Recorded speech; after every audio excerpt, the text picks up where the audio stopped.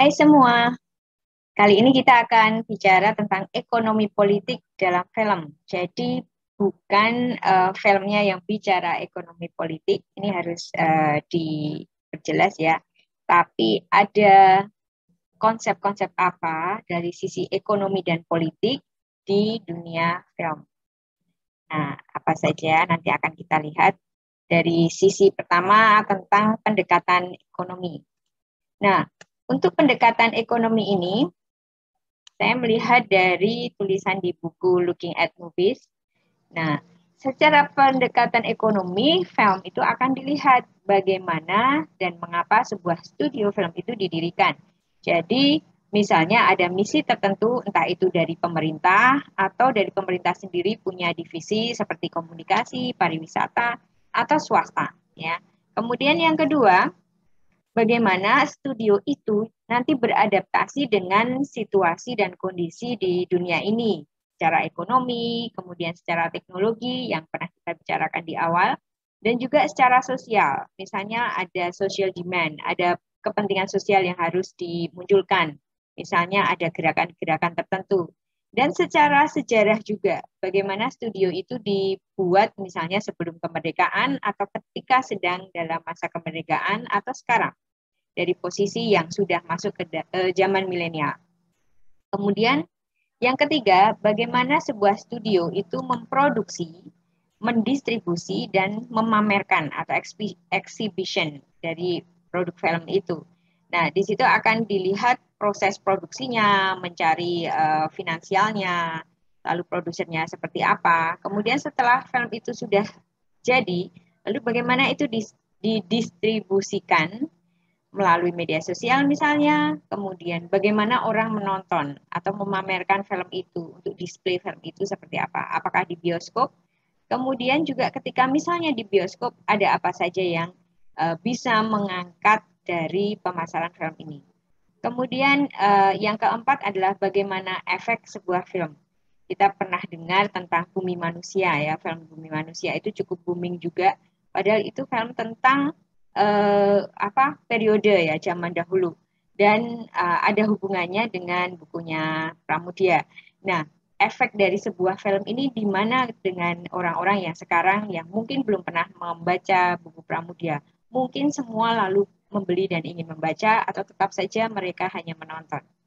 Kemudian ada isu lain secara pendekatan ekonomi adalah bagaimana manajemennya, kemudian organisasinya dari proses produksi sebuah film itu, kemudian akuntansinya, pemasarannya, kemudian ada sensor dan rating atau tidak dari sebuah film. Jadi misalnya satu film itu sebenarnya diproduksi selama menjadi 2 jam misalnya, tapi kemudian ketika masuk ke dalam bioskop sudah disensor dan mungkin ada yang dipotong jadi 1,5 jam, dan itu harus dilihat seperti apa dari sisi ekonomi.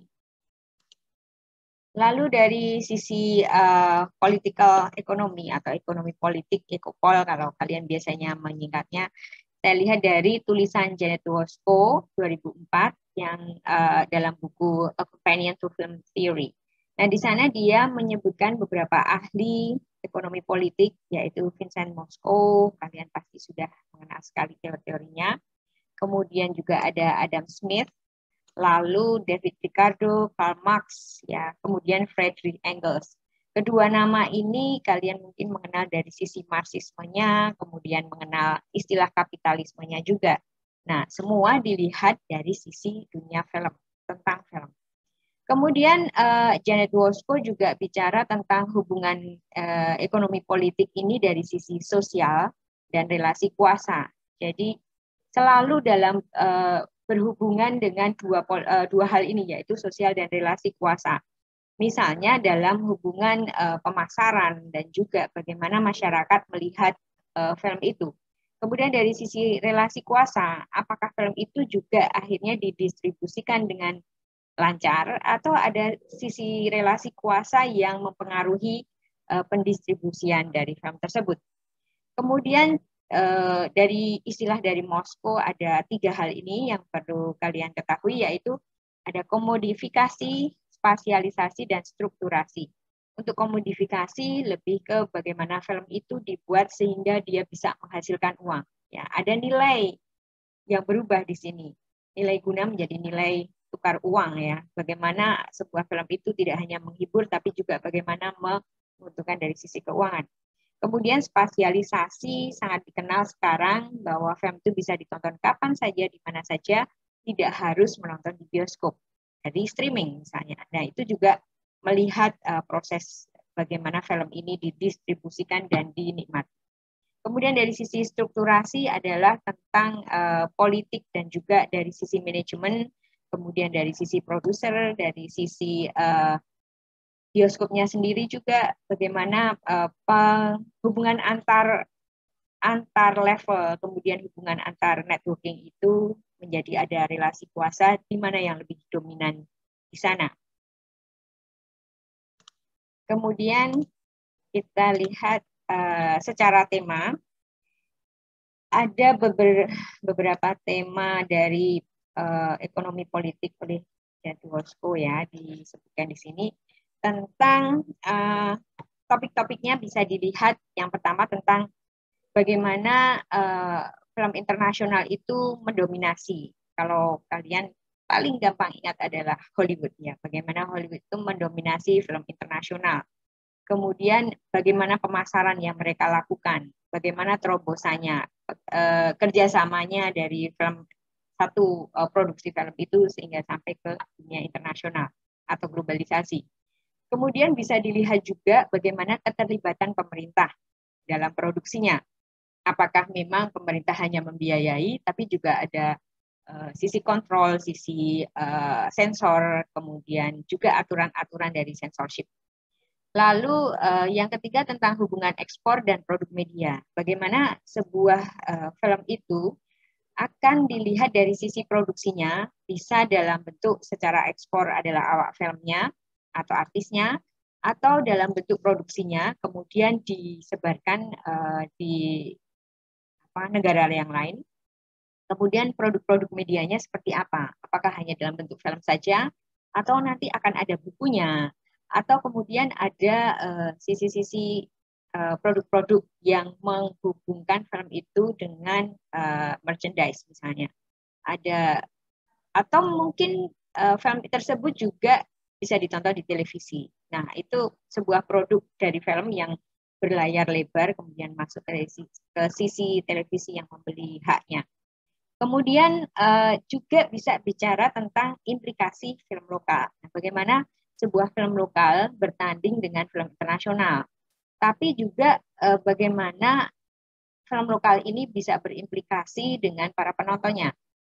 Lalu yang terakhir tentang politik dan budaya. Kalau kalian ingat ada film tentang G30 SPKI yang kita baru saja kemarin lewat tanggal 30 Oktober dan 1 September. Zaman dahulu sekitar tahun 80-an, 84 ke atas sampai 90-an itu selalu menonton film tersebut, G30 SPKI. Ada implikasi politik dan budaya atau tidak di sana? Itu bisa dicek ya dari sisi ekonomi dan politik. Lalu di sini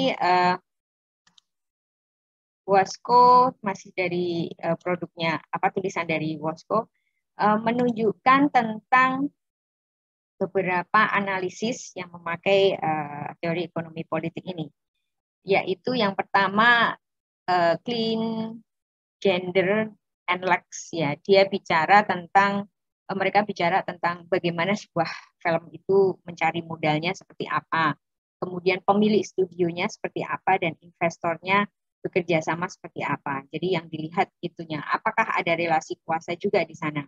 Kemudian yang kedua, Hutik itu bicara tentang relasi kuasa dalam industri film. Hampir sama seperti di atas, tapi kalau yang di atas itu melihat pelaku-pelakunya. Kemudian yang ketiga, Gubek sekitar tahun 80-an ya di sini, melihat bagaimana film Amerika itu menguasai film Eropa. Ini tadi kita bicara tentang dominasi film secara internasional.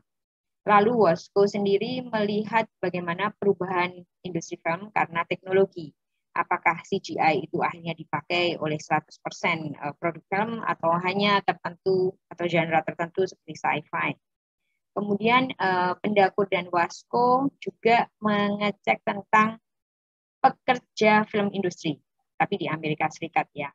Di sini saya pernah juga baca artikel tentang pekerja film industri dilihat secara gender. Jadi bagaimana perempuan yang bekerja dalam film itu posisinya seperti apa. Kemudian di sini terlalu turun ya. Purdi itu bicara tentang komersialisasi. Nah, komersialisasi film itu dari produk placementnya, produk placementnya, ada Anda mungkin belajar ini di mata kuliah yang berhubungan dengan iklan. Kemudian ada tie-ins dan merchandise. Tie-ins itu lebih ke mengkoneksikan misalnya produk satu film dihubungkan dengan buku misalnya, atau produk sebuah film dihubungkan dengan kafe. Misalnya seperti filosofi kopi. Itu Anda tahu itu film, tapi Anda juga tahu itu adalah sebuah kafe. Ada tie-ins, itu ada hubungannya atau tidak yang saling menguntungkan, terutama dalam memasarkan masing-masing produknya, produk kopi dan produk film. Itu bisa dicek dalam konsep Ecopol.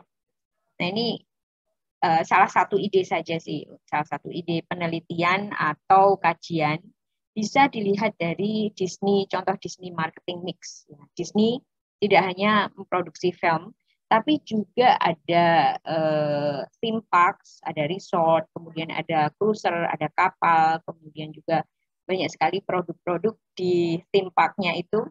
Tidak hanya theme park saja, tapi juga pelakunya. Di foto sebelah itu siapa yang menjadi tokoh di satu filmnya, dia akan muncul di situ memakai kostum itu, dan anak-anak akan sangat suka karena pertama sudah mengenal tokoh tersebut, kemudian tahu ceritanya dan bertemu sendiri. Jadi ini sebuah proses marketing yang cukup berhasil. Tapi bisa juga dicek apakah memang selalu berhasil seperti itu. Lalu bagaimana melihat konsep-konsep ekonomi politik ini dalam film-film yang ada. Nah, bisa juga melalui isu-isu global saat ini. Di sini ada sekitar 17 ya.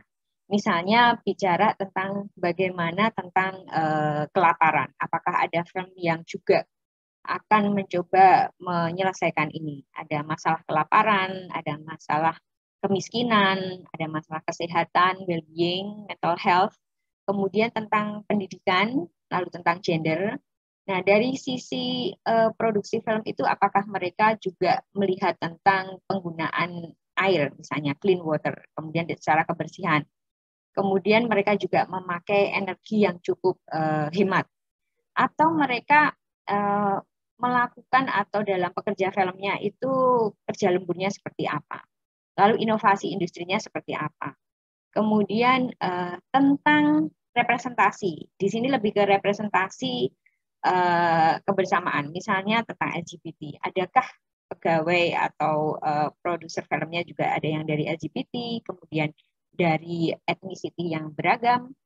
Kemudian juga tentang konsumsi, produksi, tentang climate action, ya apakah mereka benar-benar melihat prosesnya dari sisi penyelamatan lingkungan ya. Kemudian bagaimana mereka melibatkan diri tentang kehidupan di air, kehidupan di tanah, kemudian tentang kedamaian, tentang keadilan, lalu juga tentang kerjasama. Nah, yang kerjasama ini bisa menjadi contoh satu film, misalnya film Indonesia, tapi diproduksi atas kerjasama dengan Korea dan Indonesia, misalnya seperti itu. Jadi contoh-contoh isu yang bisa dicek dalam ekonomi politik adalah sekitar 17 ini bisa dilakukan. Nah, untuk tulisan Indonesia, saya menemukan sekitar 5 contoh tulisan tentang ekonomi politik. Judul-judulnya tentang industri, yang pertama industri perfilman Indonesia, analisis ekonomi politik terhadap industrinya di perfilman Indonesia, tapi memakai teori world system theory. Nah, kalau kalian mengikuti mata kuliah komunikasi dan globalisasi, ada satu topik tentang world system theory, itu bisa dihubungkan bagaimana posisi perfilman atau industri perfilman Indonesia ketika Indonesia sebagai core atau sebagai periferi atau semi periferi. Nah, itu bisa dilihat di sana. Kemudian yang kedua, Ecopol, film dokumenter. Nah, di sini bagaimana lebih ke perkembangan industri film dokumenter Indonesia dan bagaimana network atau kerjasamanya dengan lembaga donor asing. Karena film dokumenter itu cukup mahal dan juga biasanya ada misi tertentu. Nah, apakah peran donor asing ini sangat kuat? Kemudian yang ketiga tentang bioskop keliling. Nah, dari proses kalau kita menonton hanya di bioskop, tapi itu di kota, bagaimana dengan di desa, bagaimana dengan di pelosok. Nah, di sini ada penelitian tentang memasyarakatkan film nasional melalui bioskop keliling. Kemudian bisa juga bicara tentang gender. Tadi di permasalahan isu global itu adalah gender juga kan. Nah, di sini ada tulisan tentang sensualitas dan tubuh perempuan dalam film horor di Indonesia. Jadi tidak bicara film horor atau cerita dalam film horor itu, tapi dilihat bagaimana perempuan di situ dari sisi ekonomi politik. Apakah memang film horor itu ternyata 100% pasti memakai tubuh perempuan dan sensualitasnya atau tidak. Kemudian yang terakhir adalah strukturasi proses produksi. Nah, di sini melihat bagaimana produsernya, sutradaranya, kemudian juga dari aktornya, kemudian dari pemilik modal yang lain yang ikut terlibat dalam proses produksinya itu dilihat seperti apa penghasilkan. Nah, itu saja tentang ekonomi politik. Terima kasih.